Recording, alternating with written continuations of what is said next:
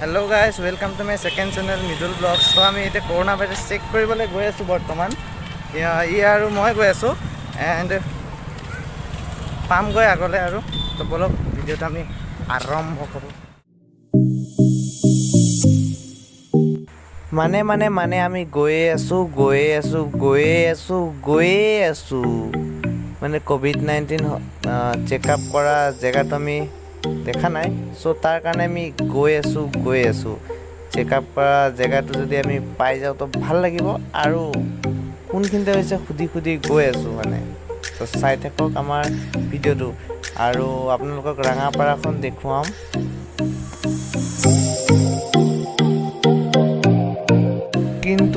কিন্তু ভয় যে নিগেটিভ ওলাব নে পজিটিভ ওলাব। তো শেষৰলৈকে চাই থাকক আমাৰ এই ভিডিঅ'টো।